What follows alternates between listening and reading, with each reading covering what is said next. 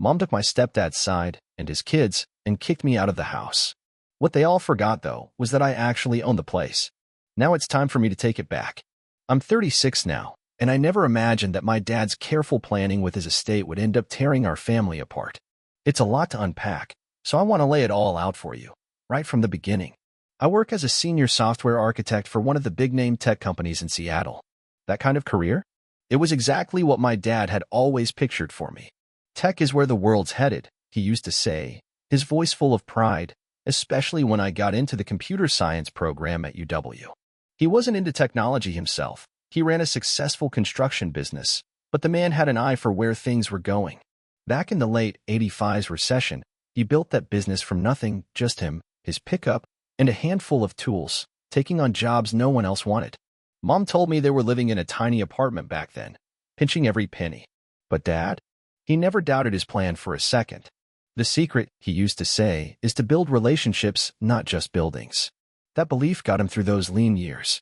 What really set his company apart was how he treated people, both clients and workers. He refused to lie about deadlines just to win a job. Open pricing, honest timelines, that was his thing. First, earn their trust, he'd say. The money comes after. And he was right. His company became known around Seattle by the mid-'95s for doing complex restoration work, stuff that needed both technical know-how and respect for history. Thanks to the loyalty he'd earned, his business weathered the 2009 crash while others around him folded. He didn't lay off a single person.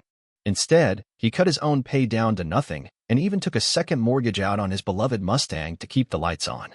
Watching him lead during that time taught me more about running a team than any business class ever could.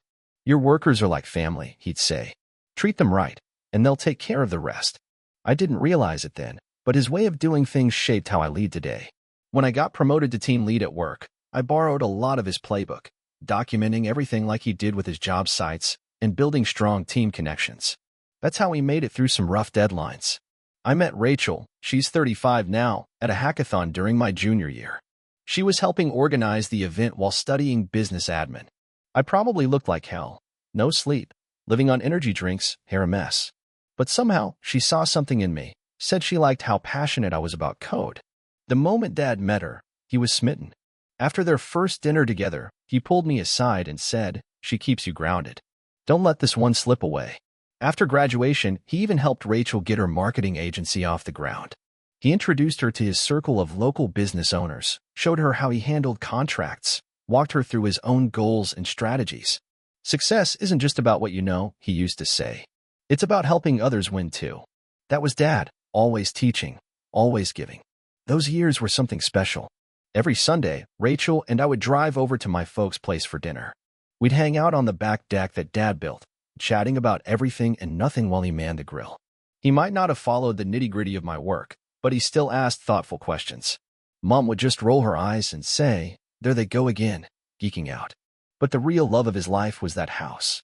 He bought it with the money from his first big construction job, a historic restoration project that really put him on the map. It's a beautiful old craftsman-style home in one of Seattle's older neighborhoods, complete with a wraparound porch and a garage he turned into the neatest workshop you've ever seen. Every tool had its spot, labeled and perfectly placed. He treated that house like it was a living, breathing portfolio of his skill. Every fix and upgrade was carefully planned and logged in a spreadsheet he updated religiously. "A house is like a living thing," he'd say, showing me how to clear out gutters or check the foundation. He had a maintenance schedule for everything from checking the roof after a storm to swapping out air filters. "Let the small stuff slide, and it'll become big stuff," he warned. That garage wasn't just his escape, it was also our classroom. He'd added custom storage, built a special workbench just to teach me woodworking, and overhauled the whole space by hand.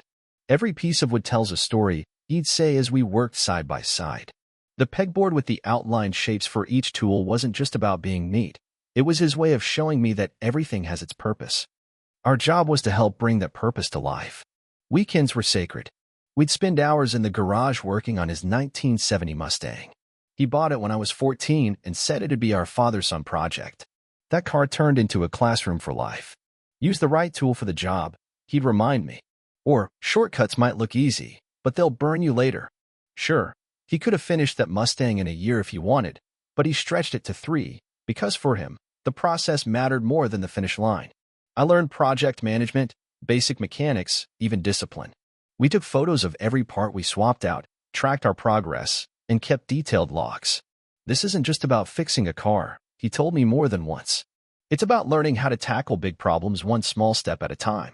That lesson about breaking down big problems into small steps really paid off in my career as a software developer. After Rachel and I got married, we bought a small house about 20 minutes from my parents. Dad helped with the down payment, though he was firm that the mortgage had to be in our name. You've got to build your own credit, he told us. It's about learning to stand on your own 2 feet. Most weekends, he'd come over to help us fix the place up, teaching me how to install ceiling fans, patch drywall, little things like that. Looking back, I can see he was easing me into the responsibilities of owning a home. Around that time, work was going great. I had just landed a promotion to team lead, heading up a group building cloud infrastructure tools. I loved it, even the pressure, even the long hours. Dad would call during my lunch breaks sometimes, not with any agenda, just to check in. He understood the stress that came with leading a team. Don't try to do it all yourself, he'd remind me. Even I can't build a house alone. We were starting to talk about having kids when he first began saying he felt tired all the time. Mom kept urging him to see a doctor, but he always brushed it off. Just been working too hard, he'd say. And he was working hard, probably harder than ever. He was in the middle of the biggest job his company had ever taken on, a multi-million-dollar development deal that would have kept the business thriving for the next decade. If I could go back, I would have pushed him harder to get checked out. Maybe it wouldn't have changed the outcome, but at least we'd have tried. His company was really growing fast back then. He just opened a second office in Portland and was looking into more restoration work all over the Pacific Northwest. He had a gift for upgrading old buildings without stripping away their soul. It's about looking forward without forgetting where you came from, he liked to tell his clients. That belief in preservation ran through everything he did, in his business and at home. One of the last meaningful talks we had was about the Mustang. Now that we'd finished restoring it, he wanted to take it to car shows. He lit up like a kid when he said, "We ought to register for the Pacific Northwest Classic." Even near the end, he was still dreaming, still planning. "Let's show these young guys what a real muscle car looks like," he said, smiling. Then came the day that flipped my world upside down. It was a normal morning. I was in an early meeting at work, deep in the weeds of a major project, when my phone buzzed. I almost ignored it, but something made me step out and take the call. It was Mom. She was sobbing so hard, she could barely speak. Dad had collapsed on a job site. By the time I reached the hospital, it was too late. The doctors said it was a massive heart attack, sudden, severe, and final. He was only 60. The days that followed were a blur, filled with grief, paperwork, and funeral arrangements. The service was packed. So many people showed up, contractors, suppliers, even competitors. Everyone had a story about how Dad had helped them, mentored them, or just showed up when they needed someone. One older craftsman told me Dad had kept him on the payroll while he was too sick to work. "Your father understood that business is about people," he said quietly. His employees were devastated. Many of them had worked with him for decades. I heard stories I'd never known, how he paid for a foreman's daughter's college books, helped another guy through a rough divorce, stayed late teaching apprentices the delicate art of restoring old buildings. At the office, the conference room turned into a kind of shrine, filled with pictures, notes, and thank you messages from clients and staff. We were stunned at just how thoroughly Dad had planned everything out. A week after the funeral, his lawyer, Mr. Halperin, called us in for a meeting. He pulled out this huge accordion file labeled Family Security Protocol, written neatly in Dad's own handwriting. Inside were detailed instructions for everything related to his estate, categorized, labeled, and color-coded. Mr. Halperin spent 3 full days walking me through it all. There were legal documents, sure, but also personal notes explaining why he made each decision. In 36 years of doing this, Mr. Halperin said, "I've never seen an estate this complete." Dad had even built out a 5-year business succession plan, with backups for every possible scenario. Eventually, Mom started going to a grief support group at her church. That's where she met Gary, also 60, who had lost his wife to cancer a couple years earlier. At first, she just mentioned him here and there. Gary recommended this book on healing, or Gary says it's normal to feel like this. He was one of the group leaders. I thought it was a little soon, sure. But Rachel reminded me that grief hits everyone differently. I tried to be glad Mom had found someone to talk to. The support group met every Tuesday night, and before long, Mom and Gary were spending time together outside of it. Church coffee hours became lunches. Lunches became dinners. Family friends began voicing concerns. They felt like things were moving too fast. At a get-together, Aunt Carol pulled me aside. She was worried Mom was rushing into something just to fill the void Dad left behind. Mom started changing, too. New haircut, new clothes. She even ripped out the garden she and Dad had worked on for years. Anytime I asked her about it, she'd just say, "It's time for a fresh start." The same woman who used to talk for hours about her life with Dad now barely mentioned him. It all happened faster than any of us expected. 5 months after Dad passed, Mom announced Gary was moving in. His grown kids, Ethan, 32, and Kayla, 34, were on board. They said the house needed fresh energy. I tried to be understanding, but it felt like she was tearing down everything Dad had built, emotionally and literally. Now, I'm stuck at a crossroads. How do I protect Dad's legacy without standing in the way of Mom's happiness? Rachel keeps telling me there's a middle ground, that I can honor him without shutting her out. But I keep going back to that letter Dad wrote me. Son, preserve those memories. Quick update first. Sorry it's taken me a while to check in again, and thank you for all the support and advice after my last post. It's been 3 months, and honestly, things have only gone downhill. Gary used to just get under my skin. He had that pushy, know-it-all vibe, but now he walks around like he owns the house my dad left to me. Last month, without even giving me a heads up, Gary kicked off some major renovation project. I stopped by one weekend and found contractors ripping out the built-in bookshelves Dad and I made for the living room. Gary was standing there, overseeing the whole thing like it was his construction site. I watched him wave them off, telling them to toss all that old wood into the dumpster like it was junk. Those shelves weren't just furniture, they were the last thing Dad and I built together before he got sick. When I confronted Gary, he got defensive real fast. "Look, son," he said, and I'll never forget how he emphasized son, like he was trying to put me in my place. "This house needs to be brought into the 21st century. Your dad's style was, well, outdated. We're doing you a favor, raising the property value." I reminded him firmly that any changes to the house need my permission, but he just smirked and said, "Your mom and I live here. We don't need anyone's approval to improve our home." Mom backed him up, saying, "Gary knows what he's doing. He's just trying to help." This from the woman who used to carefully decorate those same shelves every Christmas with her antique teacups, now acting like they were just clutter. I showed her Dad's detailed home maintenance logs, every system, every repair plan, and she waved it off. Said I was stuck living in the past. Things with Gary's kids aren't much better. His son Ethan basically took over Dad's old workshop and turned it into a CrossFit gym. While I was away on a work trip, he held a garage sale and sold off most of Dad's tools Dad had used for decades and taught me with. Meanwhile, Kayla's been painting over the walls and laying down cheap vinyl planks where Dad had spent years refinishing the hardwood floors by hand. She's treating the house like her own DIY project on a home makeover show. Then one night, after dinner, Gary pulled me aside and said, "Since we're paying to live here, it's only fair we get added to the deed." I had to set him straight. They're not paying rent. They're not paying the mortgage. The house is paid off, thanks to Dad, and I cover all the costs: insurance, maintenance, property taxes, everything. Rachel suggested we start cutting back on our weekly visits. With baby Sophie here, she was right, the stress in that house wasn't good for anyone. But stepping back just gave Gary more room to push boundaries. He started sending me invoices for renovations I never approved, and they just kept coming. Then Mom's sister called, telling me I should be more understanding of Mom's new life. I tried explaining Dad's wishes and my legal responsibilities, but she brushed it off. "You're stuck in the past," she said. "Gary makes her happy. Why can't you let them make the house their own?" That stung. But what really hit me was what I discovered this week. The old kitchen door frame, the one where Dad had marked my height every year from when I was 3 to 18, had been sanded down, erased. Every birthday, Dad would line me up, mark the date, and note my height. I asked Mom about it. She just said, "It's just a door frame. We can't keep every piece of wood just because your father touched it." These days, I spend more time sitting in Dad's old chair, the one piece of furniture I managed to hang on to, out in my own garage. Mr. Halperin, Dad's lawyer, has been gently encouraging me to start thinking about long-term solutions. The house legally belongs to me, but at some point, I'm going to have to make some hard decisions. At what point does preserving Dad's legacy mean becoming the bad guy? And how do you stand your ground when it feels like your entire family is against you? Update 2.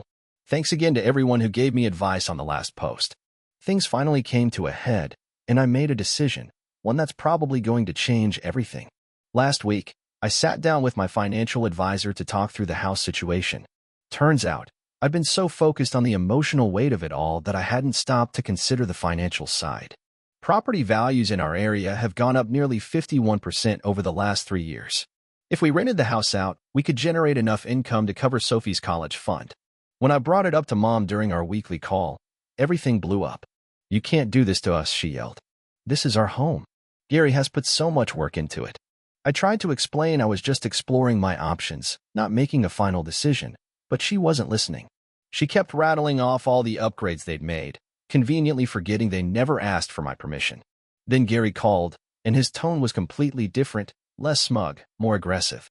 "Listen here," he started. "We've built a life in this house. You don't get to come in and tear that apart just because you miss your dad." When I tried to explain the financial pressures, he cut me off. "We've put sweat equity into this place," he said. I reminded him, calmly, that the deed is in my name. "There's a reason Dad left it to me. Your father's not here anymore," he snapped. "You need to think about the living." I talked it through with Rachel and again with Mr. Halperin. The next day, I drove over to the house. Mom and Gary were in the middle of yet another remodeling job, this time tearing out the original crown molding in the dining room. Dad had milled that himself to match the home's classic style. Seeing it tossed aside like scraps sealed my decision. I told them, "You've got 2 weeks to find a new place to live." Mom immediately burst into tears, calling me heartless and cold. Gary tried to intimidate me, saying I had no right to throw them out. He started listing their ties to the area, jobs, friends, church. But I stayed calm. I stood my ground, just like Dad would have. "This is my home," I said. "Dad left it to me for a reason, and I'm exercising my rights as the legal owner." Gary's face turned red. He launched into this speech about all the money they'd spent on renovations. I looked him straight in the eye and told him the truth. The work they'd done had actually lowered the historical value of the property, and none of it had been approved. Things really hit the fan when Kayla got involved. She walked in while we were in the middle of a heated argument, and right away, Mom used her pregnancy like a weapon. "How can you do this to your stepsister?" she said. "She's about to have a baby." I had to be blunt. Yes, Kayla's pregnancy matters to them, but it doesn't change the fact that I own the house. And no, Kayla isn't my stepsister. Since then, it's been a nonstop campaign of emotional pressure. Mom's entire side of the family has rallied against me. Her sister called in tears, saying their parents would have wanted Mom to feel secure. Gary's brother, a real estate agent in town, left a message about how rough the rental market is right now. Even distant cousins I barely remember are sending me long texts about Christian values, forgiveness, and sticking by family. But the worst part? It's hearing it from family friends, people who've known me since I was a kid. Folks I grew up around are now calling to say how disappointed they are in me. Every call feels like a little betrayal. Some have even gone as far as saying I'm damaging Dad's reputation in the community. But none of this is about revenge or money. It's about doing what Dad would have wanted. It's about honoring the legacy he left behind. Watching them slowly erase every trace of him has already been painful enough. That house was his life's work, and I've let them stay there rent-free. I've paid for the bills, the taxes, the repairs. I've tolerated the unauthorized renovations. But at a certain point, you have to draw a line. They've got 3 weeks to make new arrangements, and I'm standing firm. I'm done caving to Mom's constant requests for more time. Mr. Halperin says the law is 100% on my side. He told me I've already been more generous than most people would be in my shoes. He's helping me file the formal notice to vacate and making sure everything is done properly. I know how this makes me look, like I'm the bad guy in everyone else's story. But standing up for what's right isn't always popular. It's something Dad taught me. Sometimes, doing the right thing means making hard choices, even when it hurts. Third update. Thank you all again for your support. It's meant a lot during all this. This will probably be my final update. Things have reached the end of the road. I gave Mom and Gary 2 weeks. That deadline has come and gone, and those were some of the longest weeks of my life. They've spent that time laying on the guilt, hitting every emotional button they could find. The manipulation only got worse. Mom called daily, some days furious, other days sobbing. One day it was, "I changed your diapers." The next it was, "I gave up everything for you." Gary switched up his approach too. He tried to strike a deal, offering to pay rent and sign a lease.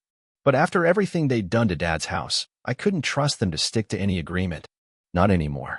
2 days before the deadline, I pulled into the driveway and found a crowd gathered on the front lawn.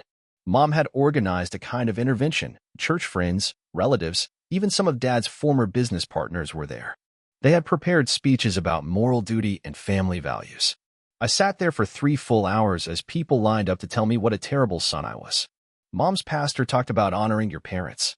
Dad's old secretary cried as she remembered how generous he was.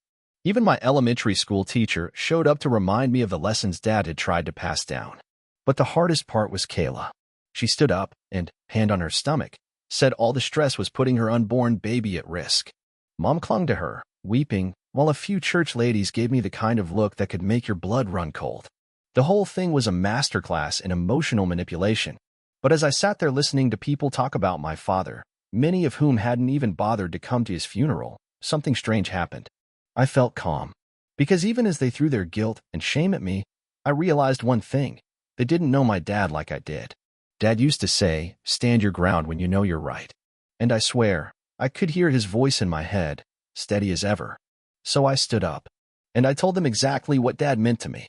I talked about how he spent his life building that house, not just with wood and nails, but with love, planning, and purpose. How he mapped out everything to protect his family long after he was gone. I pulled out the photos, the ones showing what Gary had done without my permission. You could clearly see the original features Dad built by hand, now replaced with cheap, off-the-shelf fixtures. Beautiful craftsmanship erased in the name of updates. Then I shared a letter Dad had written, the one explaining why he left everything to me. It spoke of trust, accountability, and the importance of protecting his legacy. As I read it aloud, I noticed a few of Dad's old business friends nodding along. They knew him. Not just the man he presented to the world, but the man he was every day. After that, the crowd started to break up. Some folks walked away with stern expressions, but the righteous anger had drained out of the moment. A few people even offered quiet apologies before leaving. Mom and Gary didn't say a word. They just turned and went back inside. On the morning of the deadline, I came back, this time with Mr. Halperin and a locksmith. I'd even hired a private security team to be there, just in case, though I hoped we wouldn't need them. The house was already empty. Their belongings were packed into Gary's truck. He couldn't resist getting in one last dig. As he helped Kayla into the passenger seat, he looked at me and said, "You proud of yourself? Your father would be real impressed with how you treated your mother." I didn't respond, because I knew Dad would understand. He planned for this. Why else would he have been so precise in his will? After they left, I walked through the house. I wasn't ready for how bad it was. Original fixtures were gone, replaced with builder-grade shortcuts. Dad's custom woodwork had either been painted over or ripped out. The workshop, once a sacred place where we spent entire weekends side by side, was barely recognizable. I'm not planning to sue them for damages, but Mr. Halperin made sure we documented everything, just in case. I don't want revenge. I just want to move forward to fix what I can. I've already spoken to a few of Dad's old craftsman buddies. They're eager to help restore the house, to bring back the pieces that made it feel like his home. For now, Mom's staying with her sister. Most of my extended family has cut contact. A few still call now and then, usually to scold me.